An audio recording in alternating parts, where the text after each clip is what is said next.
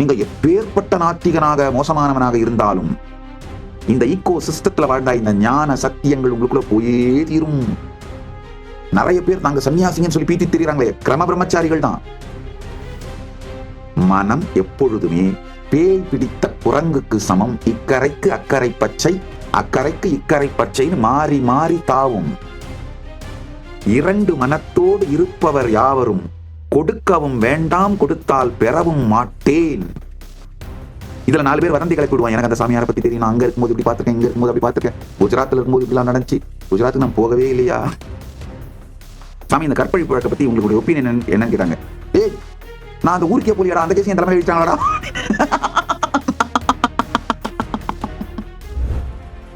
@naveen8647 அப்படின்ற ஒருத்தர் யூடியூப்ல கமெண்ட் போட்டிருக்காரு. சுவாமி, பல நேரங்களில் உங்கள் அருகாமையில் இருந்து நீங்கள் முடிவெடுக்கும் விதத்தை நான் பார்த்து வியந்திருக்கிறேன். பல பேர் உங்களிடம் வந்து கைலாசவாசி ஆகலாமா, ஆசிரமவாசி ஆகலாமா, வேண்டாமா, 2 மனமாக இருக்கிறது சுவாமி, என்ன செய்யட்டும் என்று கேட்டால் கைலாசவாசி ஆகிவிடு என்று சொல்கிறீர்கள். ஆனால் பெரிய நன்கொடை கொடுக்க வேண்டும், கொடுக்கலாமா வேண்டாமா, 2 மனமாக இருக்கிறேன், என்ன முடிவெடுக்கட்டும் என்று கேட்டால் வேண்டாம் என்று சொல்லுகிறீர்கள். ஒருவர் நன்கொடை கொடுக்க வந்தால் உடனே அதை ஏற்றுக்கொள்வதும், ஒருவர் நம்முடன் இருக்கப் போவதில்லை என்று தெரிந்தால் அவர் மீது செலவழிக்காமல் இருப்பதே புத்திசாலித்தனம். கைலாசாவிற்கும் அதுதான் நல்லது.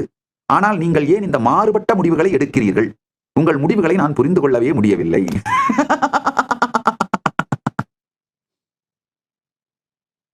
முதல்ல புரிஞ்சுக்கோங்க, ஒவ்வொரு தனி மனிதனுக்கும் உயிருக்கும் நன்மை செய்வது மட்டும்தான் கைலாசாவின் நோக்கம், போக்கு. அதுதான் கைலாசாவிற்கு நான் செய்யும் மிகப்பெரிய நன்மை. நல்லா புரிஞ்சுக்கோங்க, கைலாசா வெறும் இடமோ கட்டிடங்களோ கான்சியஸ் சாவரனிட்டி இருக்கிற அந்த லேண்டோ அது மட்டும் கிடையாது. கைலாசா ஒரு சிவிலைசேஷனல் நேஷன், சிவிலைசேஷனல் நேஷன்.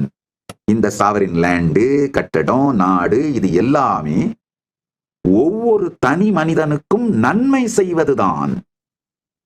கைலாசாவிற்கு நன்மை செய்வது, ஒவ்வொரு தனி மனிதனுக்கும் நன்மை செய்வது. கைலாசாவிற்கு நன்மை எதுன்னு தனித்தனியால நான் பிரிக்கிறது கிடையாது. ஒவ்வொரு தனி மனிதனுக்கும் நன்மை செய்வது மட்டும்தான் என் வேலை. அந்த செயலினாலே, அந்த நன்மைகளினாலே சைடு எஃபெக்டா கைலாசா முளைச்சு எந்திரிச்சு வளர்ந்துருக்குங்கயா. அதை நல்லா புரிஞ்சுக்கோங்க.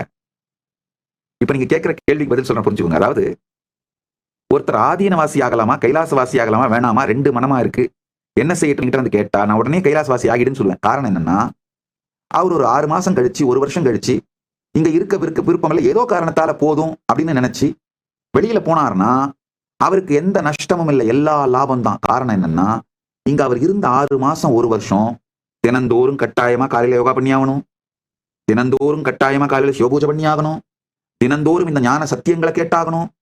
எத்துணைதான் போர்வையை போர்த்தி கொண்டு, எத்தனை ஷீல்டு போட்டு மறைச்சிட்டு இந்த ஒரு பெரிய கரித்தூள் குடோன்ல ஒர்க் பண்ணீங்கன்னாலும் உங்களை அறிஞ்சோ அறியாமலோ கொஞ்சம் கரித்தூள் மேல பட்டுத்தான் தீரும், உங்க சுவாசத்துக்குள்ள போய்த்தான் தீரும். அதே மாதிரி நீங்க எப்பேற்பட்ட நாத்திகனாக மோசமானவனாக இருந்தாலும் இந்த ஈகோ சிஸ்டத்துல வாழ்ந்தா இந்த ஞான சத்தியங்கள் உங்களுக்குள்ள போயே தீரும். நீங்க எப்பேற்பட்ட முகத்தை மூடி என்னென்னலாம் பண்ணிட்டு சந்தனம் அரைச்சாலும், சந்தன காட்டுக்குள்ளே இருந்தாலும் உங்களை அறியாமல் அந்த சந்தனத்தோட ஸ்மெல், சந்தனக்காட்டோட அந்த நன்மை உங்களுக்குள்ள போய்த்தான் தீரும். அதே மாதிரி நீங்க கைலாசத்துல இருக்கிற, கைலாசவாசியா ஆசிரமவாசியா இருக்கிற அந்த 6 மாசமோ 1 வருஷமோ அந்த காலகட்டத்துல உங்களை அறியாமலேயே இந்த ஈகோ சிஸ்டத்தோட இன்ஃப்ளூயன்ஸ்னால இந்த ஞான சத்தியங்கள் உங்களுக்குள்ள போயே தீரும்.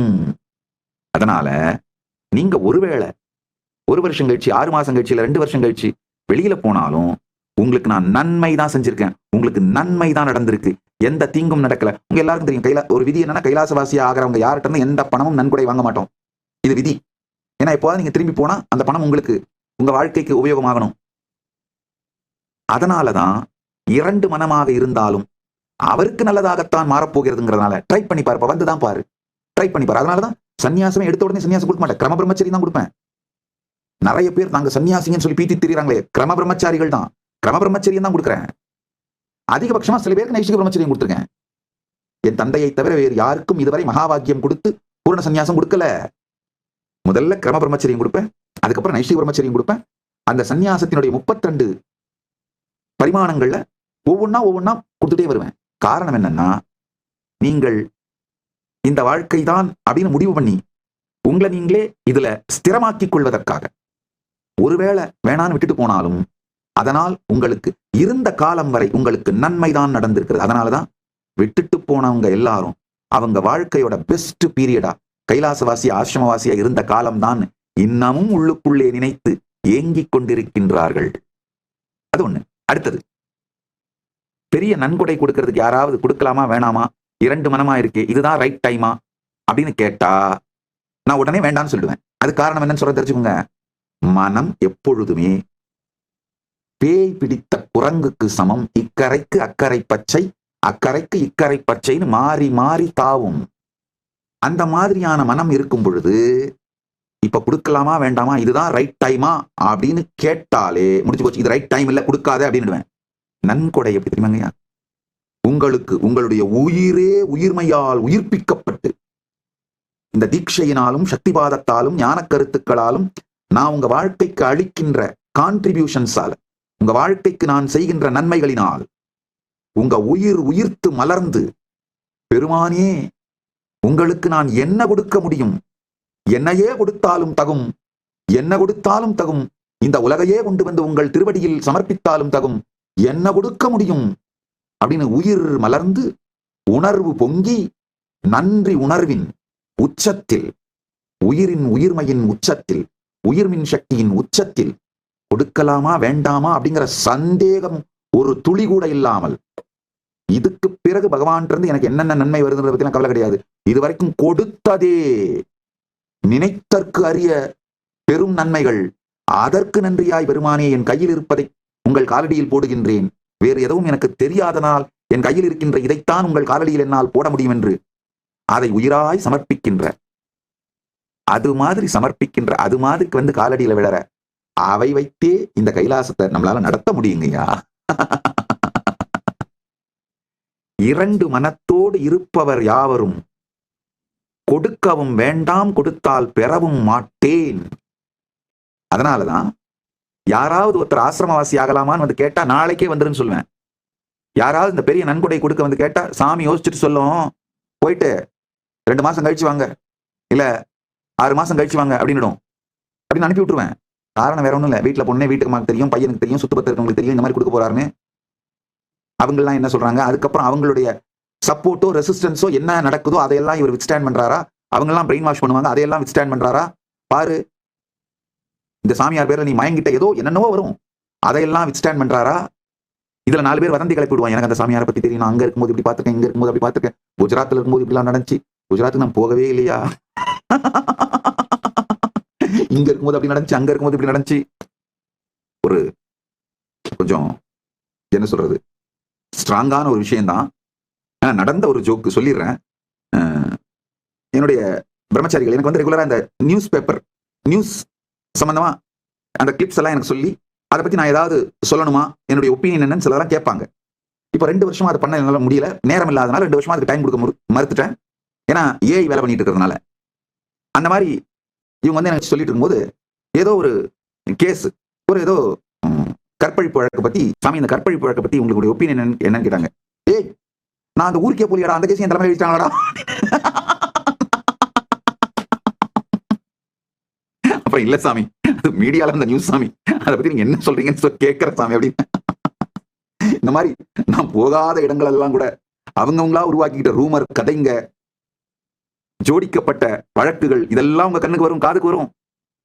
இதையெல்லாம் தாண்டி உண்மையிலேயே உங்களுடைய பொங்குகின்ற உயிர்மையும் உயிர்மின் சக்தியும் நன்றியும் நன்றி பேருணர்வும் இருக்கான்னு பாக்குறதுக்காக ஒரு 6 மாசம் தள்ளி விட்டுருவேன், ஒரு வருஷம் அப்புறமா அப்படின்னுடுவேன்.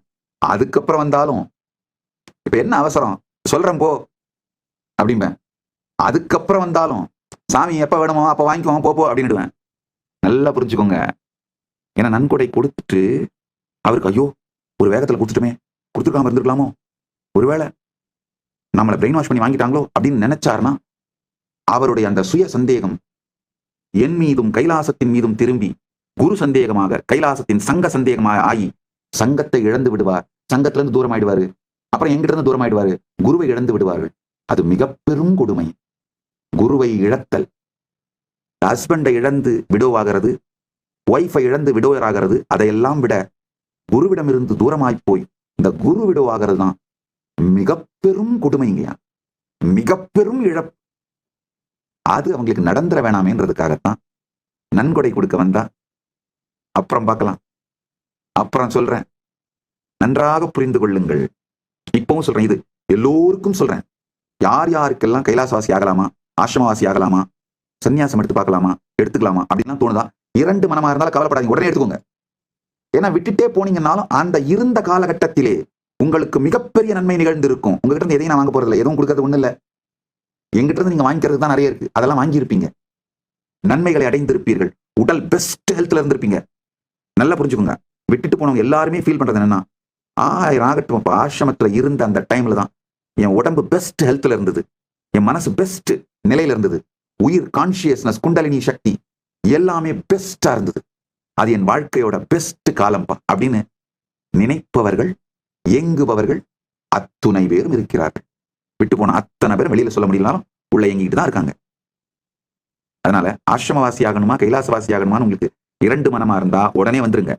விட்டுட்டு போனாலும் இருந்தா மிக பெரும் நன்மை, விட்டுட்டு போனாலும் இருந்த காலம் வரை நன்மை. பணம் ஏதாவது நன்கொடை கொடுக்குறது, நிலமோ பணமோ ஏதாவது நன்கொடை கொடுக்கணும்னு நினைக்கிறீங்க, அது 2 மனமா இருக்குன்னா கொடுக்காதீர்கள். இப்பவே தெளிவா சொல்லிடுறேன், கொடுக்காதீர்கள். தெள்ள தெளிவா சொல்லிடுறேன். எப்போ உங்கள் உயிர்மையை உயிர்த்தெழுந்து வெகுண்டெழுந்து வெடித்தெழுந்து உயிர்மின் சக்தி பொங்கி குண்டலினி உச்சந்தலை தாண்டி துவாதசாந்தத்தில் நிறைந்து பேரனுபூதியினால் மலர்ந்து, ஆஹா இத்துணை பெரும் நன்மை செய்த என் குருநாதா, உனக்கு நான் என்ன செய்து விட முடியும் என்று உயிரே கரைந்த நன்றி பொங்கி, இதற்கு மேல் நீ எதுவும் செய்து விட வேண்டாம் ஐயா, நீ இதுவரைக்கும் கொடுத்ததற்கே நான் என்ன வேண்டுமானாலும் என் உயிரையும் கொடுக்கலாம், இந்த உலகத்தையே வென்று கொண்டு வந்து உன் திருவடியில் சாய்த்தாலும் உன் திருவடியில் சமர்ப்பித்தாலும் அதற்கு ஈடாகாது என்று பொங்கி பெருகும் பொழுது ஏதாவது கொடுக்கணும்னு நினைச்சா அப்ப சொல்லுங்க. அப்ப நான் சாமி யோசிச்சுட்டு சொல்லும், முடிவு பண்ணிட்டு சொல்லும். அது வரைக்கும் உங்க பேக்கெட்டை டைட்டா பூட்டிக்கிட்டு அமைதியா உட்காந்து உங்க இதயத்தை மட்டும் திறந்து நான் சொல்றதை கேளுங்க போதும். உங்க பேக்கெட்டை திறக்க சொல்லி நான் கேட்கவே இல்லைங்கயா, இதயத்தை மட்டும் திறங்க போதும், அதான் எனக்கு வேணும். அதனால நல்லா புரிஞ்சுக்கோங்க.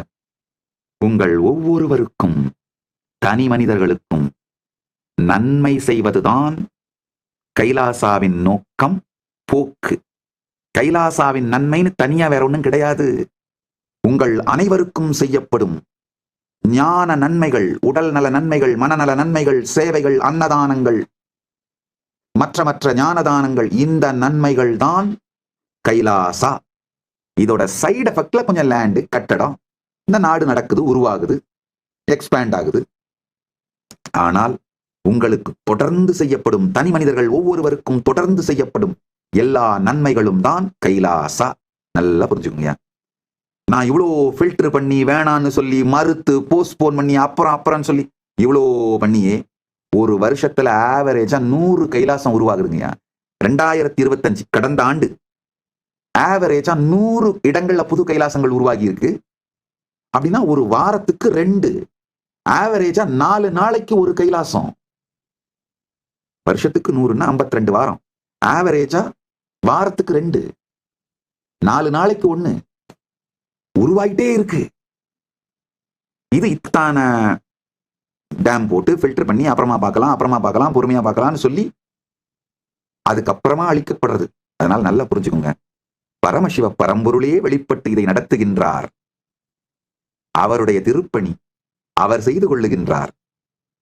யாருக்கு என்ன கொடுக்க வேண்டும் என்றும் யாரிடமிருந்து பெற்றுக்கொள்ள வேண்டும் என்றும், இன்னொன்னு யாருகிட்ட இருந்தாவது வாங்கிட்டார்னா குறைந்தபட்சம் 100 மடங்கு அவருக்கு அதை விட அதிகமாக பொழிவார். கொடுத்தவர்கள் அத்துணை பேரும் மீண்டும் மீண்டும் கொடுப்பவர்களாக இருப்பதற்கான ஒரே காரணம், கொடுப்பவர்களுக்கு 1000 மடங்கு பெருமான் பொழிவதனால். அதனாலதாங்க கைலாசம் நடந்துகிட்டே இருக்கு. நல்லா புரிஞ்சுக்கோங்க. நம்முடைய டோனர்ஸ் லிஸ்ட் இதெல்லாம் பப்ளிக் இன்ஃபர்மேஷன் தான், போய் பாருங்க. எல்லாம் அந்தந்த நாட்டோட income tax department government submit பண்றோம், அதெல்லாம் பப்ளிக் இன்ஃபர்மேஷன் தான், போய் பாருங்க. சின்ன ரசீதா இருந்தாலும் பெரிய ரசீதா இருந்தாலும் சரி, ஒரு 1000 ரூபாய் நன்கொடை கொடுத்து ரசீது வாங்கினவரா இருந்தாலும் இல்ல 1 கோடி ரூபாய் நன்கொடை கொடுத்து ரசீது வாங்கினவரா இருந்தாலும் பாத்தீங்கன்னா ரிப்பீட்டடா கொடுத்துட்டு இருப்பாங்க. 1000 ரூபாய் கொடுத்து வரும், 2 மாசத்துக்கு ஒரு அதே மாதிரி 1 கோடி ரூபாய் கொடுத்து வரும், 1 வருஷத்துக்கு ஒரு தடவை அதே மாதிரி கொடுத்துட்டே இருப்பார், ஏதாவது ஒரு காரணத்துக்காக. கொடுத்தவர்கள் கொடுக்காமல் விட்டு நிறுத்துவதே இல்லை. இதுதான் பரமசிவ பரம்பொருளின் செல்வம் சர்க்கிள், அந்த வர்ச்சுவஸ் சர்க்கிள். செல்வம் எவ்வாறு அவராலேயே வரவழைக்கப்பட்டு அழிக்கப்பட்டு மீண்டும் மீண்டும் பொழியப்பட்டு வரவழைக்கப்பட்டு நிகழ்கின்றது அப்படிங்கிற சத்தியத்தை அப்படியே சொல்லிட்டேங்க. அவ்வளவுதாங்க. கொடுத்தார்க்கு பொழிகின்றான் பெருமான். அதனால அவங்க என்ன பண்றாங்க, ஆஹா இன்னும் கொடுக்கிறார்கள், பெருமான் இன்னும் பொழிகின்றார், இன்னும் கொடுக்கிறார்கள், இன்னும் பொழிகின்றார், இப்படியே நிகழ்கின்றது. இப்படித்தான் இந்த வெர்ச்சுவஸ் சர்க்கிள்ல தான் கைலாசா எக்கானமி இயங்குது, கைலாசா இயங்குது. அதனால ஒவ்வொரு தனி மனிதனுக்கும் நாங்கள் செய்யும் நன்மைதான் கைலாசா. கட்டிடங்களோ இடமோ சொத்தோ நிலமோ கோவிலோ பல்கலைக்கழகமோ குருகுலமோ இந்த நாடோ பெருமான் இருப்பின் வெளிப்பாட்டின் சைடு எஃபெக்ட்டுங்கய்யா. யார் வேண்டுமானாலும் இந்த பரிவிராஜக யாத்திரையில் கலந்து கொள்ளலாம். இன்று துவங்குகின்ற இந்த பரிவிராஜக யாத்திரையில் கலந்து கொள்ள விரும்பும் யார் வேண்டுமானாலும் உங்கள் பெயரை பதிவு செய்து கொண்டு கைலாசா திருவண்ணாமலைக்கு வந்து 1 மாத பயிற்சி, உடல் மன உணர்வு ஆன்மீக பயிற்சியை எடுத்துக்கொண்டு இந்த பரிவிராஜக யாத்திரைக்குழு எங்கு இருக்கிறார்களோ அங்கு நீங்கள் சென்று இணைந்து கொள்ளலாம். இப்ப உதாரணத்துக்கு இவங்க இப்ப கிளம்பி நேரடியா நடந்தே பெங்களூர் செல்கிறார்கள். 11ஆம் தேதி என்னுடைய ஜெயந்தி செலிப்ரேஷன் பெங்களூர்ல விடுதி ஆதி கைலாசத்தில் விடுதி ஆதீனத்திலே கொண்டாடிவிட்டு அங்கிருந்து மற்ற மிகப்பெரிய ஆன்மீக ஸ்தலங்கள் தர்மஸ்தலா மற்ற மிகப்பெரிய ஆன்மீக ஸ்பிரிச்சுவல் ஈகோ சிஸ்டம்ஸ் எல்லாம் போய் எக்ஸ்ப்ளோர் பண்ண போறாங்க. நீங்க ஒருவேளை அடுத்த மாசம் ஜாயின் பண்ணணும்னு நினைச்சீங்கன்னா கூட வந்து பரமசிவசேனா நிகழ்ச்சி கைலாசா திருவண்ணாமலையில கலந்துக்கிட்டு அந்த நேரத்துல நீங்க ஜாயின் பண்ண நேரம் பிப்ரவரியோ இல்ல மார்ச்சோ ஏதோ ஒரு நேரத்துல இந்த பரிவிராஜக பரமசிவசேனை குரூப் மக்கள் எங்க இருக்காங்களோ அந்த இடத்துக்கு நீங்க நேரடியா போய் கலந்துக்கலாம். இது தொடர் யாத்திரையாக நிகழ்ந்து கொண்டிருக்கும். எல்லாரும் 1 வருஷம் பார்ட்டிசிபேட் பண்ணிப்பீங்க. 1 வருஷம் முடிச்சுட்டு நீங்க போறதுனா போகலாம், அது உங்க விருப்பம். ஆனா இது தொடர் யாத்திரையா நடந்துகிட்டு இருக்கும். அடுத்தடுத்த பேட்ச் கலந்துகிட்டே இருப்பாங்க. இது நடந்துகிட்டே இருக்க போகுது. இன்று துவங்கும் என்றும் முடியாத பரிவிராஜக யாத்திரை துவங்குகின்றது. பரமசிவ பரம்பொருளின் பேரருளால் இந்த பரிவிராஜக யாத்திரை செய்கின்ற உங்களுக்கும் உங்களை காண்கின்றவர்கள் நீங்கள் யார் யாரையெல்லாம் காண்கின்றீர்களோ வளப்படுத்துகிறீர்களோ என்ரிச் பண்றீங்களோ இவங்க எல்லோருக்கும் உங்களுக்கும் உலகத்திற்கும் பெரும் நன்மை செய்யட்டும், பரமாத்வைதம் அருளட்டும், பரமாத்வைத பிராப்திரஸ்து என்று ஆசீர்வதிக்கின்றேன். ஆனந்தமாக இருங்கள்.